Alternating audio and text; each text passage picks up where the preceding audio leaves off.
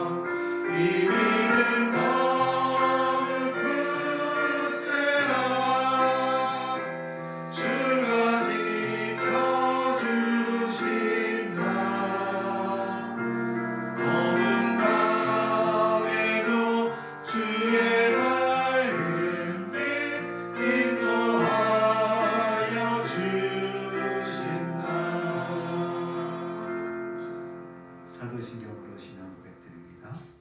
천지와 천지를 만드신 하나님 아버지를 내가 믿사오며 그 외아들 우리 주 예수 그리스도를 믿사오니 이는 성령으로 잉태하사 동정녀 마리아에게 나시고 본디오 빌라도에게 고난을 받으사 십자가에 못 박혀 죽으시고 장사한 지 사흘 만에 죽은 자 가운데서 다시 살아나시며 하늘에 오르사 전능하신 하나님 우편에 앉아 계시다가 저들로서 산 자와 죽은 자를 심판하러 오시리라.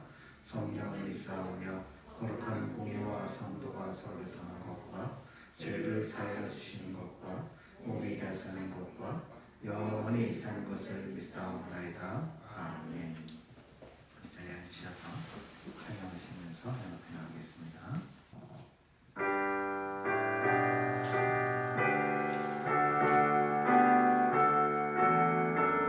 십자가를 내가 지고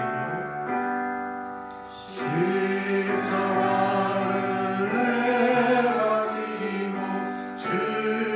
따라갑니다. 이제부터 예수로만 나의 몸에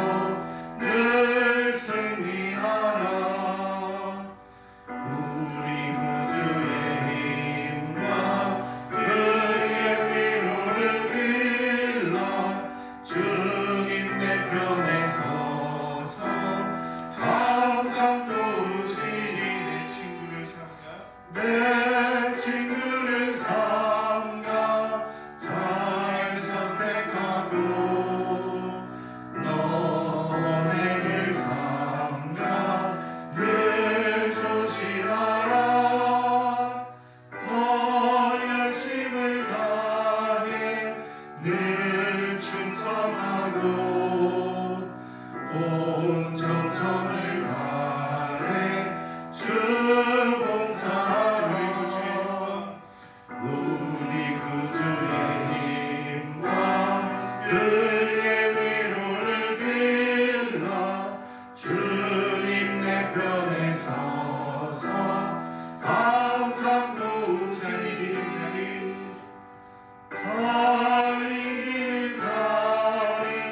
상 받으리니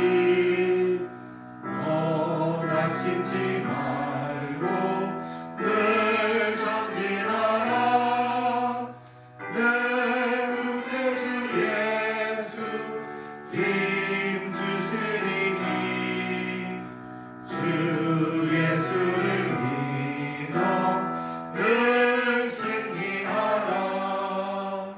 우리 구주의 힘과 그의 위로를 빌라. 주님 내 편에 서서 항상 도우시리.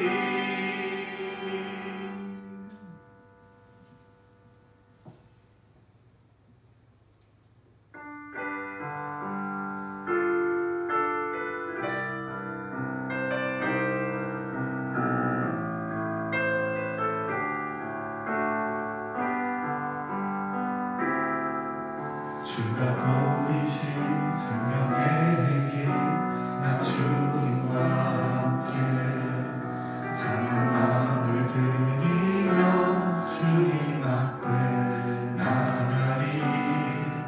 나의 의로움이 되신 주, 그 이름 예수. 나의 길이 되신 이름 예수. 나의 길 오직 그가 하시나니 나를 단련하신 후에 내가 정금같이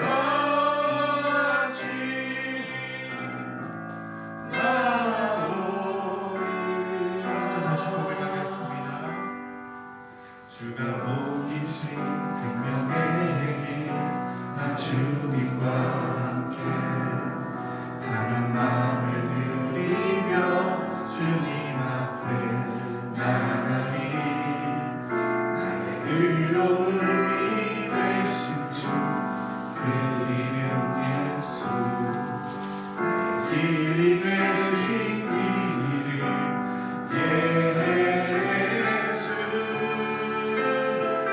나의 길 오직 그가 하시나니 나를 단련하신 후에 내가 정금같이 나오리. 나의 길 오직 그가 하시나니 나의 길 오직 그가 하시나니 나를 단련하신 후에 내가 정금같이 나오리라.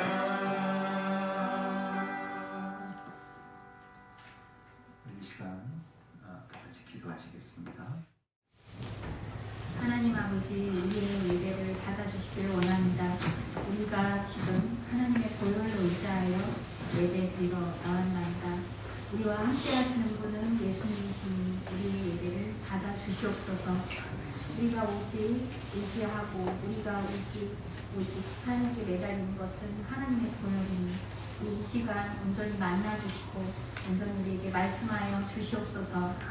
우리를 가로막고 있는 것, 우리에게 회방하는 것, 또 우리에게 두려움을 주는 것, 이 모든 것 하나님의 보혈로 우리가 이길 수 있도록 이 시간 우리에게 힘주시고 우리에게 하나님의 능력을 부어주시기를 원합니다. 우리의 모든 환경과 또 지금의 펼쳐져 있는 현실들을 우리가 단단히 내려놓고 이 시간 온전히 주님의 말씀에 의지하여 온전히 예배드릴 수 있는 시간 되게 하여 주시옵소서. 우리 주변에 일어나는 일들과 또 사건들로 인하여서 우리의 어려움들을 이 시간 모두 들고 왔나이다. 하지만 이 시간조차는 우리가 하나님의 말씀에 내달려 우리의 현실조차도 하나님의 말씀을 통해서 바라볼 수 있는 시간 되게 하여 주시옵소서. 우리가 이 시간 하나님 앞에 나아갈 때에 말씀을 통해서 하나님의 뜻을 구하고 또 이것들로 인하여서 놓치지 아니하고 우리가 타성되지 않은 채로 이 시간 매어 달리기를 원합니다. 우리가 바울처럼 하나님의 표대를 향하여 달려가는 자 되게 하여 주시옵고 우리가 이 시간 드리는 찬양과 말씀과 또 기도 속에서 하나님을 온전히 만나고 가는 예배 드리게 하여 주시옵고 이 시간 흩어져 있고 함께하지 못하는 모습도 있지만 하나님 모습 그대로 받아주시고 우리의 진정하게 하나님을 만나고자 하는 마음들을 받아주시옵소서. 세계 곳곳에서 하나님을 위해 애쓰고 있는 모든 하나님의 백성들을 지켜주시고 이 시간 우리나라와 세계를 위하여 기도하오니 코로나로 인하여서 또 여러 가지 사건들로 인하여서 신음하고 아파하고 있는 백성들 만나 주시옵소서. 말씀 전하시는 목사님과 함께하여 주시고 이 시간 우리에게 들려지는 말씀 가운데 우리의 심장을 찌르고 우리의 영혼을 쪼개는 말씀 들려주시옵소서. 이 모든 말씀 예수님의 이름으로 기도드렸나이다. 아멘. 하나님 말씀 보겠습니다. 하나님 말씀 이사야 5장 16절부터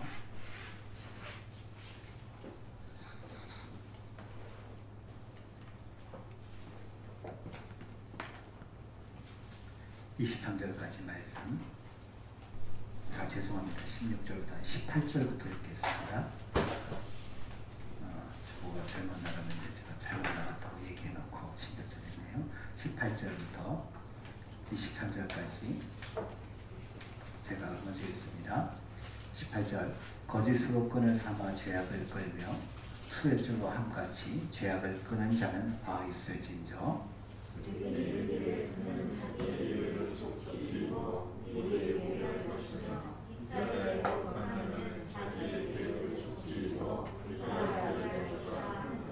악을 선하다 하며 선을 악하다 하며 흑암으로 광명을 삼으며 광명으로 흑암을 삼으며 쓴 것으로 단 것을 삼으며 단 것으로 쓴 것을 삼는 자들은 화 있을진저 스스로 지렸다 하며 스스로 협조하다 하는 자들은 화 있을진저 포도주를 마시기에 용감하며 독주를 잘 빚는 자들은 화 있을진저 그들은 뇌물로 말미암아 악인을 의롭다 하고 의인에게서 그 공의를 빼앗느니라. 아멘.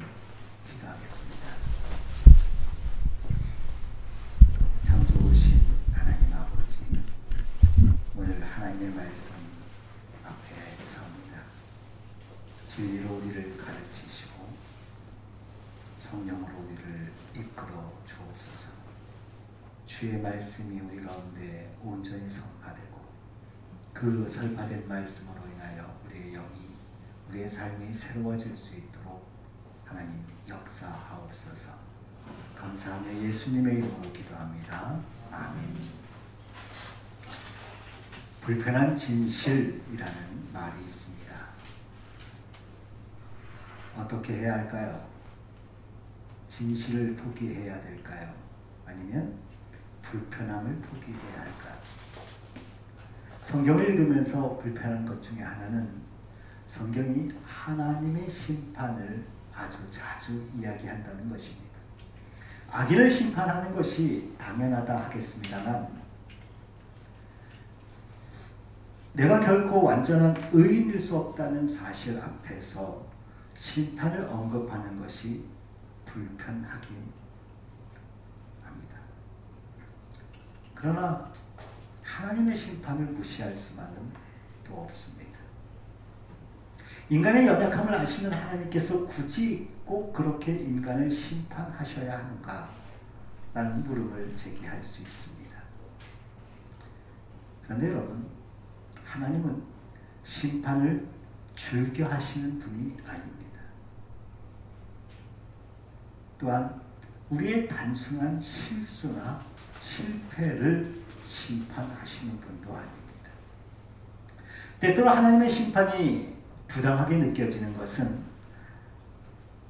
하나님의 심판의 가장 주된 이유인 죄를 우리가 단순하게 실수나 실패로 이해하기 때문입니다. 죄와 실수가 무엇이 다른가? 하나님께서 심판하시는 인간의 죄, 우리의 죄의 속성을 생각해 봐야 합니다. 죄에 대하여 사람들이 가지는 가장 결정적인 오해는 사람이 어쩌다가 우연히 죄에 빠진다는 생각입니다. 사람들은 우연히 죄에 빠지지 않습니다. 죄는 의지적이고 의도적인 것입니다. 오늘 본문에서 이사야는 거짓으로 끈을 삼아 죄악을 끌며라고 말합니다. 여기 끈다는 표현은 죄의 고의성의 요소를 설명하는 단어입니다. 이사야는 이스라엘이 죄를 짓는 모습을 짐승이 수레줄로 무거운 수레를 끄는 것과 같다고 합니다. 줄에 의지해서 무거운 짐짝을 끄는데 아주 전력을 다해서 끌듯이 이스라엘이 죄를 자신에게 끌어들이고 있다고 말합니다. 무심코 죄를 지은 것이 아니라 죄를 짓기 위해서 노력했다라는 것입니다. 죄를 준비하고 고의적으로 지었다는 것입니다. 이스라엘은 죄를 끌어들였습니다. 다르게 말하면 죄를 짓기 위해서 저항을 이겨냈습니다. 우리가 물건을 끌 때 저항이 있잖아요.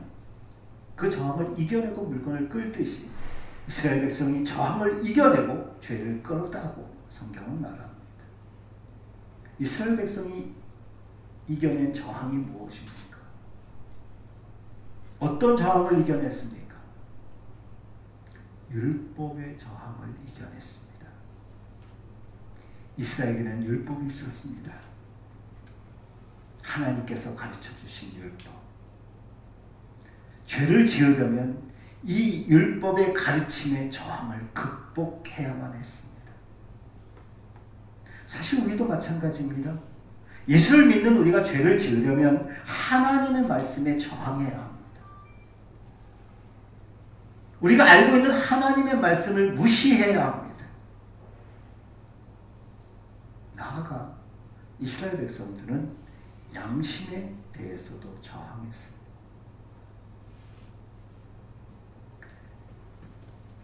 로마서 2장 15절 말씀을 우리가 새번역 성경으로 읽으면 이렇습니다. 우리 같이 한번 읽어볼까요?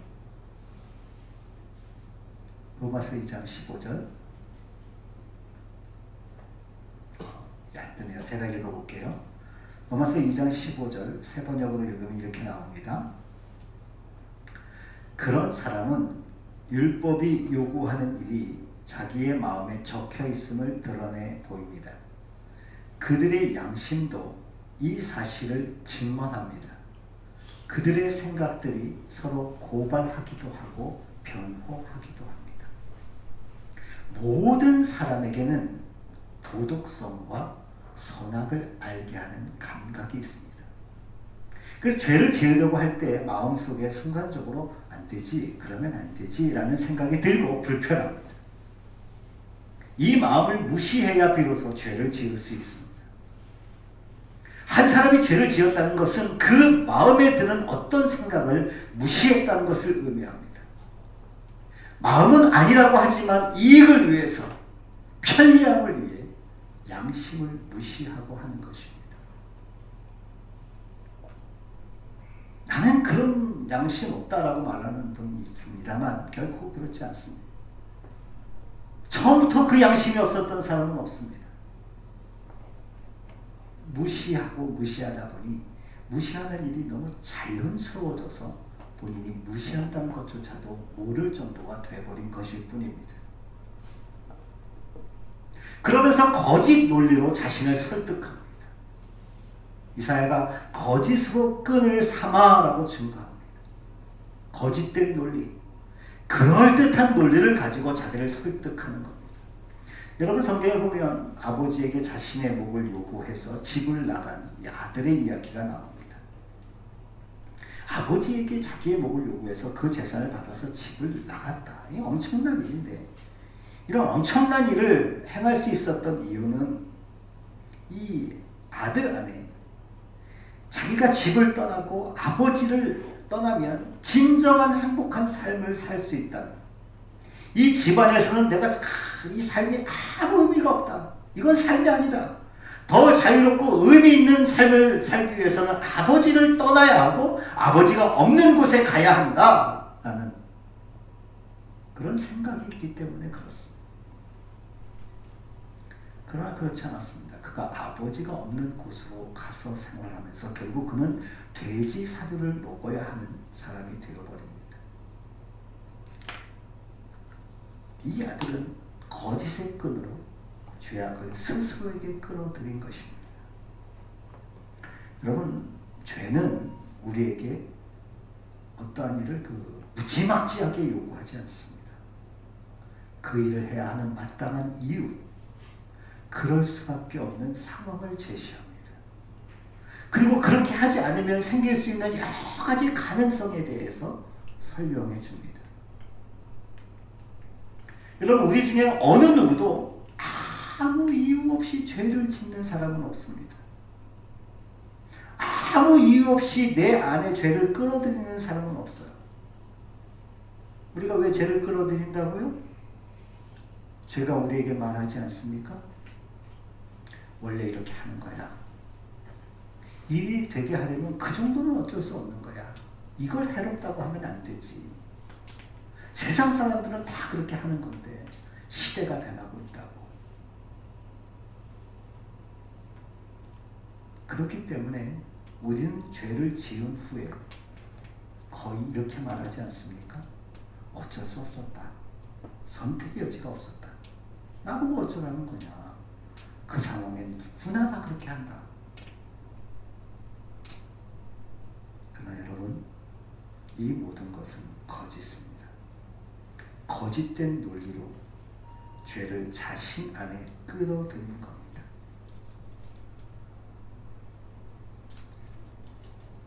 그런 거짓된 논리에 따라서 죄를 끌어들이고 계속해서 지내다 보면 우리가 아무렇지 않은 척하지만 사실은 필연적으로 우리의 마음은 불편해집니다. 마음이 자유롭지 않습니다. 특히 예수를 믿는 사람은 더 자유롭지 않습니다. 이 자유롭지 않은 불편한 마음을 줄이기 위해서 사람들이 하는 일이 무엇인지 아십니까? 그게 19절입니다. 같이 한번 읽어볼까요? 같이 읽습니다. 시작. 그들이 이르기를 그는 자기의 일을 속속히 이루어 우리에게 보게 할 것이며 이스라엘의 거룩한 이는 자기의 계획을 속히 이루어 우리가 알게 할 것이라 하는도다. 이사야가 이스라엘 사람들에게 경고했죠. 그렇게 살면 하나님께서 어떻게 하실지 증거했습니다. 그러자 이스라엘 백성이 하는 말입니다. 하나님이 있다면, 하나님의 심판이 사실이라면 빨리 뭔가를 해보라고 해라. 속히 이루어 우리에게 좀 보여지도록 해봐라. 내가 지금까지 이렇게 살아왔지만 아무 일 없었다.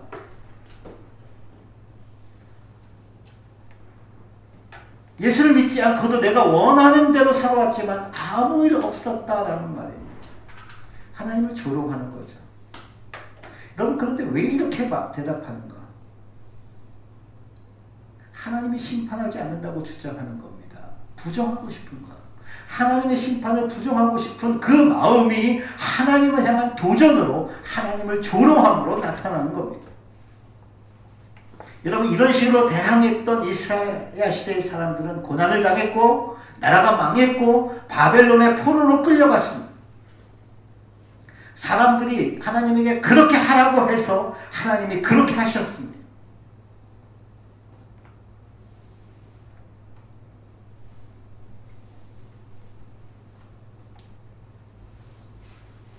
이런 식의 조롱은요, 신약 시대에도 있었습니다. 베드로후서 3장에 보면 조롱하는 자들이 와서 예수님께서 다시 오신다는 약속이 도대체 어디 있느냐? 조상들이 잔 후부터 만물이 그대로 있지 않느냐라고 그렇게 이야기합니다.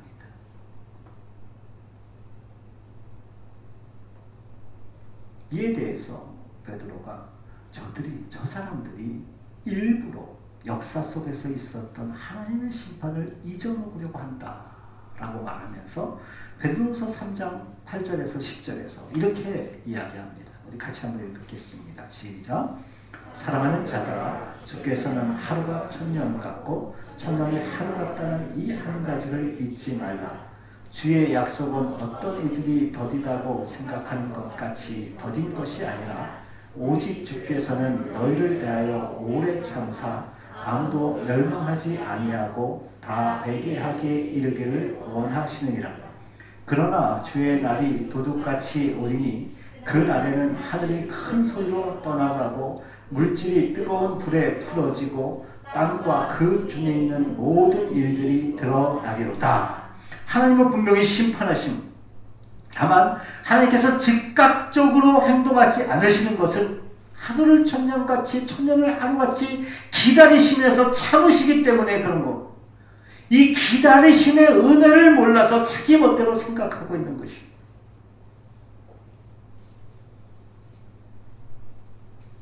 하나님은 분명히 반응하시고 죄에 대한 반응은 심판입니다.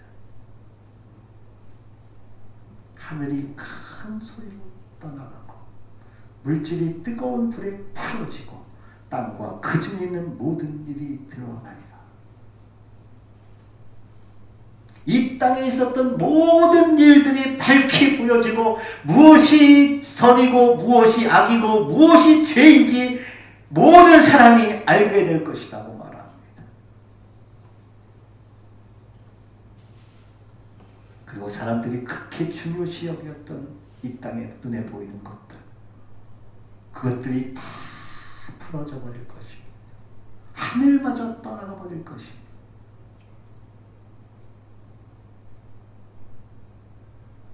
사람들이 하나님의 심판을 부정한다고 해서 달라질 것은 아무것도 없습니다.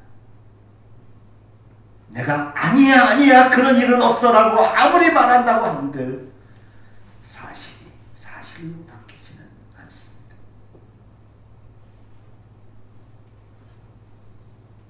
거짓과 무지에 붙잡혀서 하는 주장은 단순히 하나님의 심판을 부정할 뿐 아니라 한 발 더 나아갑니다. 그게 20절 말씀. 같이 읽을까요? 시작. 악을 선하다 하며 선을 악하다 하며 흑암으로 광명을 삼으며 광명으로 흑암을 삼으며 쓴 것으로 단 것을 삼으며 단 것으로 쓴 것을 삼는 자들은 와 있을진저. 하나님이 옳다 하신 일이 세상에서 이익이 되거나 즐거움이 되는 일이 아니기 때문에 아니다라고 바꿔버립니다. 그리고 그 자리를 하나님이 아니다라고 한 것으로 채우는 것입니다.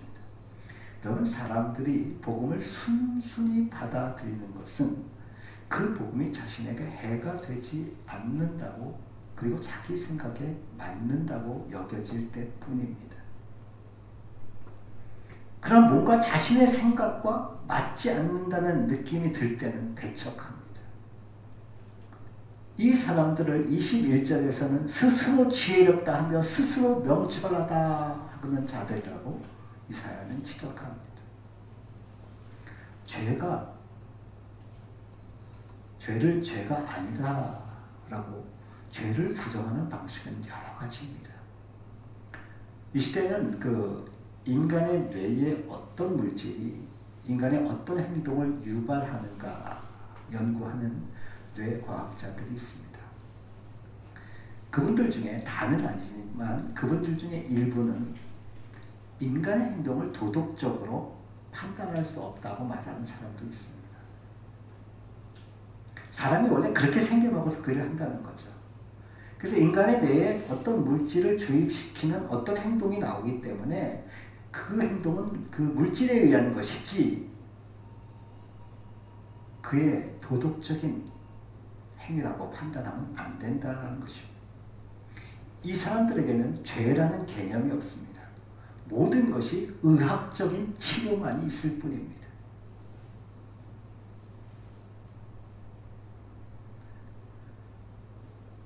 한편으로는 이 도덕적인 규범 자체를 거부하는 사람들도 있습니다.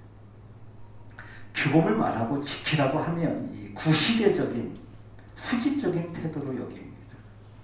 여러분 영화나 드라마를 보십시오.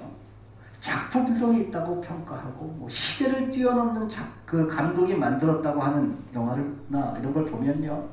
상당히 비정상적이고 그 가치가 전도된 것들이 굉장히 많습니다.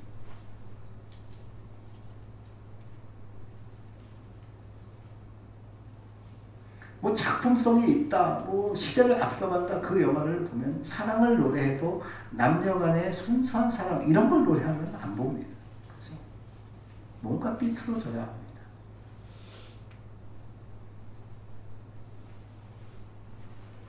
사실 이 시대는 상황윤리, 상황에 따라서 윤리적인 측면이 다르게 평가되어야 한다는 이런 논리 자체도 이제 구식이 되어버렸어요. 대부분의 것들이 그저 개인의 취향으로 여겨지는 시대입니다.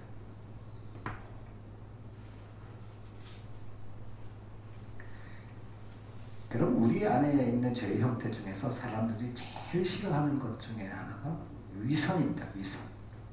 위선은 정말 나쁜 거죠. 그런데요, 이 정도까지 가면 차라리 위선이 나아 보입니다. 여러분 위선자라고 욕하지만요, 최소한 위선자는 부끄러움을 아는 겁니다. 그것이 잘못이라는 것, 그것이 죄라는 것을 알기 때문에 안 그런 척하는 거예요.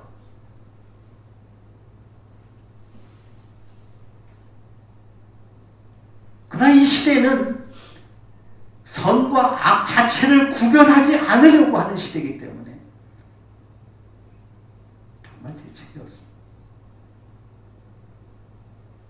여러분, 누가 악을 선이라고 하겠느냐라고 묻는 분이 있을 수 있습니다만 처음부터 악을 선이라고 말하진 않습니다. 시작은 이렇게 되죠. 이게 악은 아니지 않느냐. 이걸 꼭 도덕적인 판단을 해야 되느냐라고 질문합니다. 그런데 그런 문제를 제기해놓고 곧 이어 도덕적인 판단을 합니다. 그게 아니고 이것이 선이다라고 말합니다.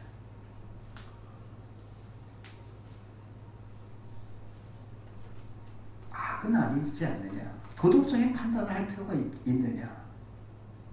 그리고 자신들이 도덕적인 판단을 내리죠. 이것이 선이다. 여러분 사실 악을 선이라고 하는 현상을 극명하게 확인할 수 있는 것이 이 동성애 문제입니다. 물론 동성애만이 유일한 죄이고 그것이 기독교를 완전히 무너뜨릴 것 같이 확장해서 이야기하는 것은 잘못이십니다. 우리 시대의 교회에 있는 문제는 동성애 문제만이 아니고 더 큰 많은 문제들이 있습니다.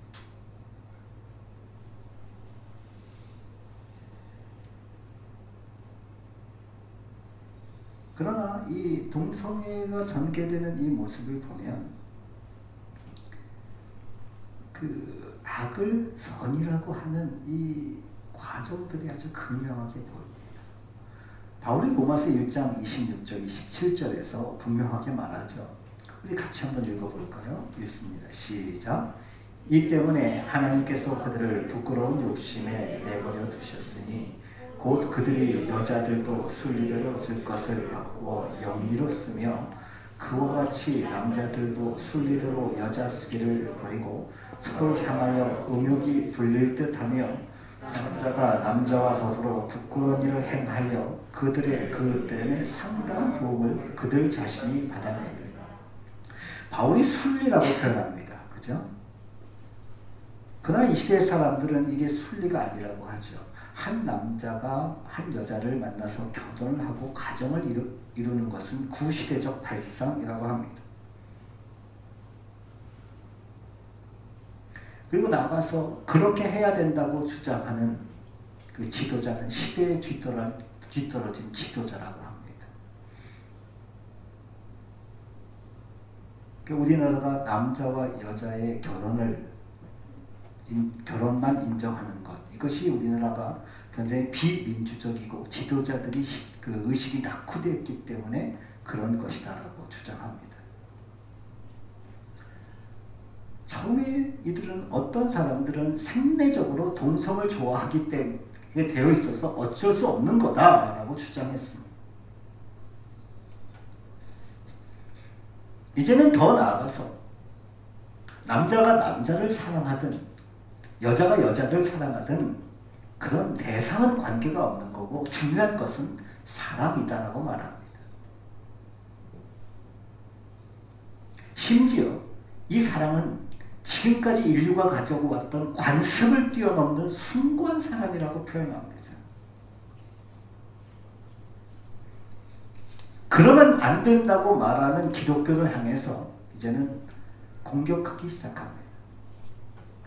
기독교는 사랑의 종교이기 때문에 이 사랑도 존중해 줘야 하는데 왜 그러냐라고 말합니다.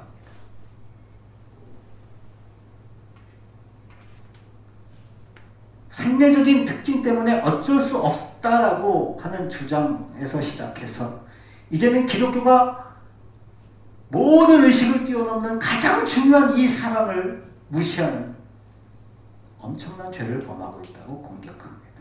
지금 거기까지 왔습니다.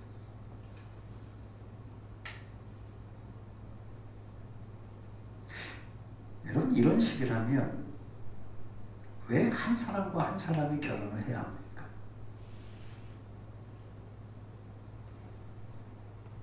그냥 자유롭게 여러 사람과 다양하게 하면 되지 않습니까?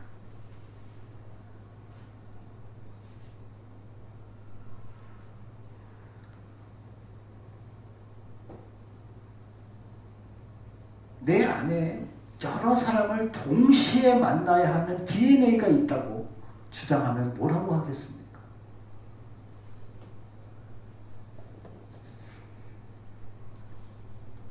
그것도 사랑이니까 존중해줘야 한다고 말을 하겠습니까?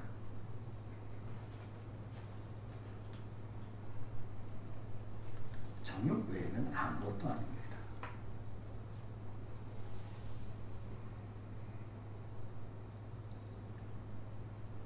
죄를 죄라고 하면 그 일을 계속하기는 어렵습니다. 그래서 죄라는 말, 그 말을 사용하지 않고 죄의 개념을 계속 바꾸는 겁니다.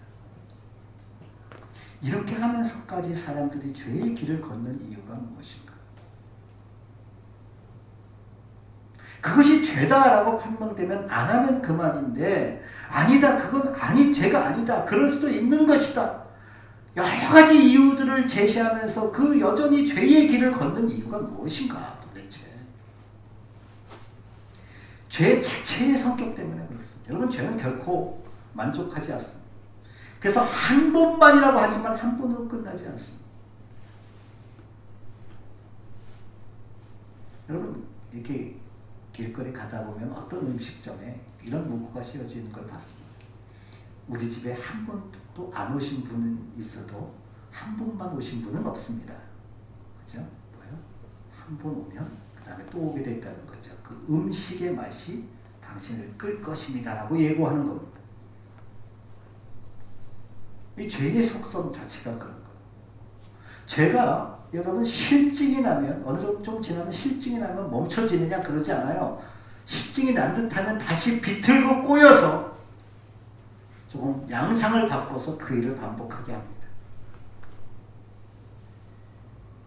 여러분, 자극이 필요해서 술 한 잔을 하다가 폭주가가 되는 거고, 이 폭주가 더 이상 자극이 안 되면 멈추지 않습니다. 술이 더 이상 자극이 안 되면 마약을 하는 겁니다.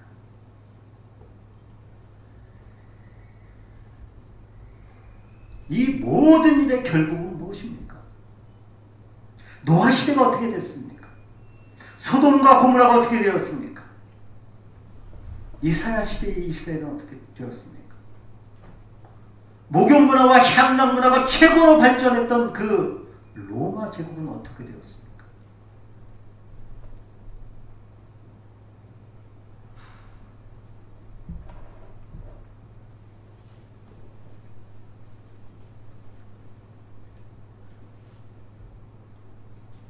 역사 속에서 일하셨던 하나님은 지금도 동일하게 일하십니다. 아직 아무 일도 일어나지 않았다고 해서 하나님은 심판하지 않는 것이 아닙니다. 이 시대에 하나님을 조롱하는 사람들이 여전히 살아있는 것은 천년을 하루같이, 하루를 천년같이 기다리시는 하나님이 계신다는 증거입니다. 아직 하나님께서 우리와 우리 시대의 사람들이 구원에 이르기를 원하신다는 증거입니다. 이것이 복음입니다. 그래서 성경은 복음은 구원에 이르게 하는 하나님의 능력이라고 말합니다. 이 하나님의 능력은 죄와 마귀와 지옥의 권세보다 더 크고 위대합니다. 죄는 수레줄로 우리를 끕니다. 그러나 하나님은 사랑의 줄로 우리를 이끄십니다. 우리 주 예수 그리스도는 우리를 하나님께로 이끄실 수 있는 분입니다.